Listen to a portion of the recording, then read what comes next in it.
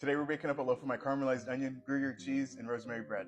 We'll be starting with the base of our bread first, and it's fairly simple. It just starts with some flour, add some salt, and then I have a packet of active dry yeast, and then we have some warm water. Then we're just going to get this mix to combine. And it should form a shaggy dough. It'll take about 2 minutes. You don't necessarily need a mixer to do this, because again, it's a really fast dough that comes together very quickly. So we can see our base dough has come together, and now I'm going to let this sit at room temperature for 2 hours, and then I'm going to place it in the fridge to continue rising. So while our dough is rising, we're going to be working on our caramelized onions. So I have 5 white onions that we'll be cutting up. So this is the type of size I'm going for. So we have our onions chopped. I know it looks like a lot, but of course it'll cook down, and whatever we don't use, I'll use something else. So at this point you can caramelize your onions however you would like, but I'm just going to start with some olive oil, and then I have some butter too. Now I'll dump in our onions. I'm also going to sprinkle in some salt, and now we're just going to let this continue cooking. You can see things are slowly starting to cook down, but this will probably take at least another 30 minutes. We still have a little bit longer to go, but we're making really great progress so far. Alright, so I would say it's been about 40 minutes. We can see our caramelized onions are good to go.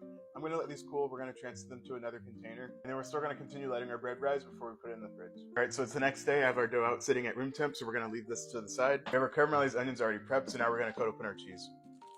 I'm just going to be cutting these into cubes and leaving them as is, but you can definitely shred it if you would like, but I just prefer the cubes. So I'm just going for a size like this. And then we also have some rosemary that we're going to cut up.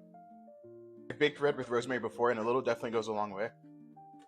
Alright, so now we're going to prep the bread out. Now we're going to begin adding in our add-ins. So first we'll start with our Gruyere cheese. We're then going to add some of our caramelized onions. And I'm just going to do dollops of it. And then we'll sprinkle on a little bit of the rosemary. And so now we'll get our bread enclosed.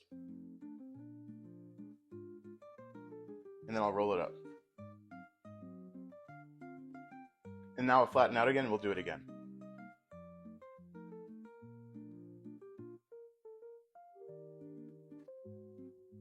So it took a little bit of extra work, and it was a bit messy because of the onions, but we got it all incorporated. Alright, so we're going to continue letting our dough rest, and I'm going to put my bread oven in the oven, and we're going to preheat it at 450. So now we're going to carefully add our bread. So now we're going to cover this back up. So now we'll place this in the oven covered for 25 minutes. I'll remove the top, and we'll continue baking for a little bit longer. Alright, so it's been about 25 minutes. We took the lid off, so now we'll return it back to the oven to continue baking. Okay, so our bread is fresh out of the oven. Total, it was in there for about 45 minutes. And before I even want to cut into this, we're going to let it cool for about 1 hour. Alright, so it's been about an hour, so now I think we can cut into it. So I think it baked up nicely. I wish it was a little bit taller, but that's okay. I like the browning on the very bottom, and then you can see some of the onions and the cheese throughout. But now for the best part, I get to eat a slice.